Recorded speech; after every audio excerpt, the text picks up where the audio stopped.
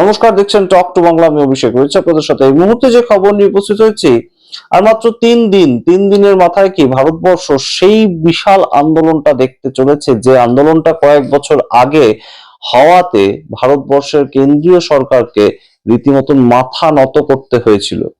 কৃষক আন্দোলন যদি আপনাদের মনে থাকে, কয়েক বছর আগে ভারত সরকার কৃষক বিল এনেছিল এবং তার পরিপ্রেক্ষিতে হওয়া যে আন্দোলন, সেটা কিন্তু একটা বিশাল মাত্রা নিয়েছিল এবং নরেন্দ্র মোদী সরকারকে পিছিয়ে আসতে হয়েছিল সেই কৃষক বিল লাগু করার থেকে। এবং সেই ধরনের একটা আন্দোলন এই মুহূর্তে আবারও শুরু হতে যাচ্ছে। সেটাই কিন্তু এই মুহূর্তে একটা বড় সড়ো আপডেট। তার কারণ 12ই ফেব্রুয়ারি দিনটাকে বেছে নেওয়া হয়েছে।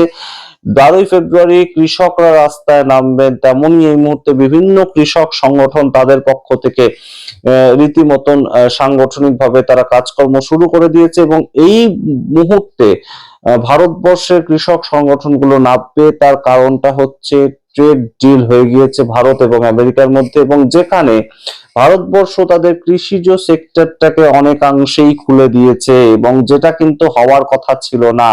নরেন্দ্র মোদী যেটা বলেছিলেন এবং যা করে এসেছেন তিনি কাজে, সেটা কিন্তু আকাশ পাতালের তফাৎ। এবং সেই জন্যই এই মুহূর্তে কৃষক সংগঠনগুলো তারা প্ল্যানিং করছে, তারা রাস্তায় আবারও নামবে। সারা দেশ জুড়েই আন্দোলন হবে, কিন্তু আপাতত ডেটটাকে ফিক্স করা হয়েছে 12ই ফেব্রুয়ারি। এবং তাই জন্যে এই মুহূর্তে একদম ভারতীয় জনতা পার্টির পেছনে যারা থাকেন সবসময়, আরএসএস যে মূল সংগঠন, সেই মূল সংগঠনের যিনি মাথায় এই মুহূর্তে রয়েছেন মোহন ভাগবত, তাকেও পর্যন্ত স্টেটমেন্ট দিতে হয়েছে।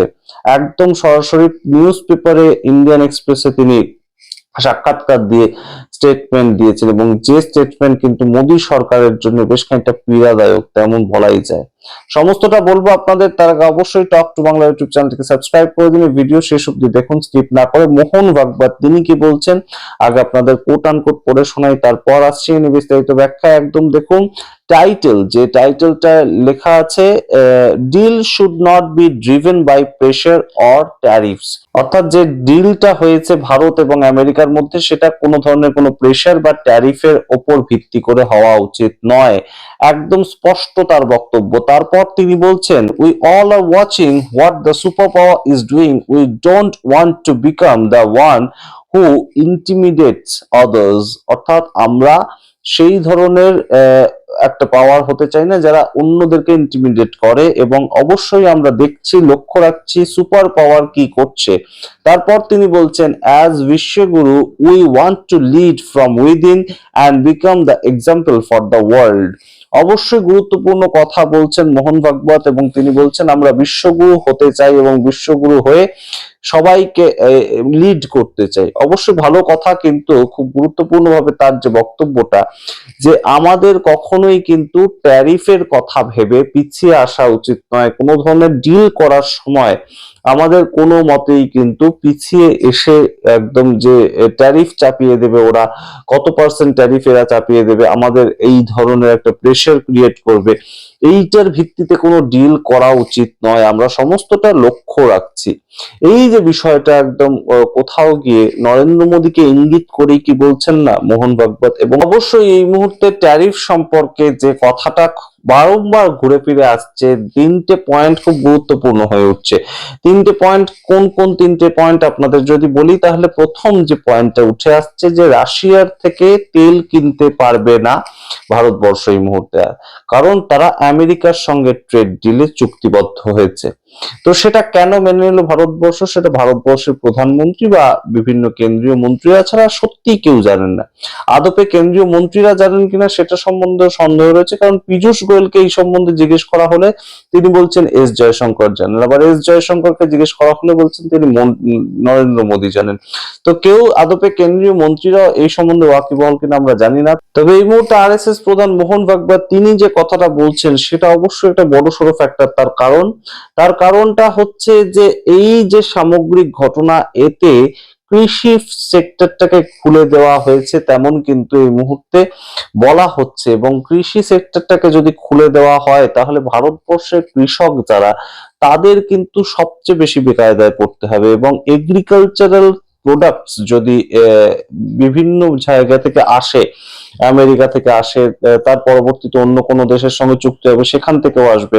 আপাতত যদি আমেরিকা থেকে আসে, তাহলে আমাদের ভারতবর্ষের যে কৃষিজ প্রোডাক্ট সেটা কিন্তু মার খাবে। এবং ভারতবর্ষের যে কৃষকের পরিমাণ যদি ধরা হয় ভারতবর্ষের টোটাল জনসংখ্যার মধ্যে, তাহলে সেটা কিন্তু 25 থেকে 30 কোটি। এবং এই কৃষির উপর ভিত্তি করেই ভারতবর্ষের সামগ্রিক ইকোনমি কিন্তু তৈরি হয়েছে। তো এই কৃষকরা যদি রাস্তায় এই মুহূর্তে নামে, আপাতত 12ই ফেব্রুয়ারি, পরবর্তীতে এই আন্দোলন যে দীর্ঘস্থায়ী হবে না তা আমরা বলতে পারি না কখনোই, কিন্তু এই ট্রেড ডিল সম্পর্কে কেন কোনো তথ্য এখনো পর্যন্ত বিদেশমন্ত্রী বা নরেন্দ্র মোদী দিচ্ছেন না, এই প্রশ্ন ওঠেই। এবং অবশ্যই এই ট্রেড ডিলের মাধ্যমে কৃষকদের কোন কোন সেক্টর গুলোকে খোলা হয়েছে, এগ্রিকালচারাল প্রোডাক্টস আসবে, সেক্ষেত্রে কোন কোন প্রোডাক্টস আসবে, কোন কোন প্রোডাক্টস আসবে না, সমস্তটা কেন ব্যাখ্যা করা হচ্ছে না, এই প্রশ্ন যেমন ওঠে, তার সঙ্গে গুরুত্বপূর্ণ বিষয়টা হচ্ছে যে রাশিয়ার থেকে তেল কিনতে পারবে না ভারত।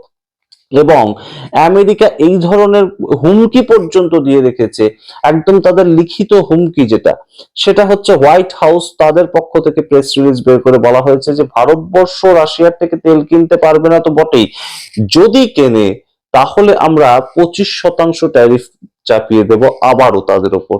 এবং যদি কেনে বলতে এটা আমেরিকা বুঝবে কিভাবে, বা আমেরিকা কিভাবে দেখতে পাবে, বলছে আমরা স্বল্প সময় পর্যবেক্ষণে রাখবো ভারতবর্ষকে, ভারতবর্ষ রাশিয়ার সঙ্গে তেলের ব্যবসা করছে কি করছে না সেটা আমরা পর্যবেক্ষণ করব, এবং যদি আমরা দেখি যে ভারতবর্ষ রাশিয়ার থেকে এর পরেও তেল কিনছে, তাহলে আমরা আবারও আমাদের যে পুরনো ট্যারিফ ছিল 25% সেটা চাপিয়ে দেব। এই ধরনের একটা চুক্তি তাতে সই করে এসেছেন দেশের প্রধানমন্ত্রী নরেন্দ্র মোদী, এবং তার ভিত্তিতে ট্রেড ডিলটা হয়েছে। এবং এই ট্রেড ডিলের ভিত্তিতে ভারতবর্ষের কৃষকরা সবচেয়ে বেশি ক্ষতিগ্রস্ত হবে, কৃষিজ সেক্টরটা সবচেয়ে বেশি ক্ষতিগ্রস্ত হবে। সেটা যদি আদপেই বাস্তবিক হয়, তাহলে কিন্তু অবশ্যই কেন্দ্রীয় সরকার অচিরেই আবারও দেখতে চলেছে কৃষক আন্দোলন। আপনারা কি মনে করেন অবশ্যই কমেন্ট বক্সে কমেন্ট করুন। এই মুহূর্তে যা খবর উঠে আসছে, বিভিন্ন কৃষক যে সংগঠনগুলো রয়েছে সারা ভারত জুড়ে, তারা আপাতত 12ই ফেব্রুয়ারি সেই দিনটাকে বেছে নিয়েছে তাদের আন্দোলন দেখানোর জন্য এই ট্রেড ডিল সংক্রান্ত বিষয়ে।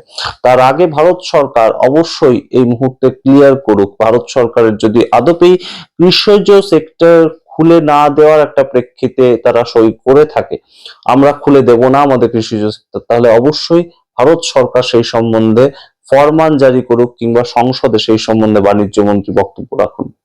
আমরা অবশ্যই লক্ষ্য রাখবো এই বিষয়ে কি হচ্ছে, অবশ্যই আপনাদের জানাতে থাকবো। আপনারা আপনাদের মতামত কমেন্ট বক্স কমেন্ট করুন।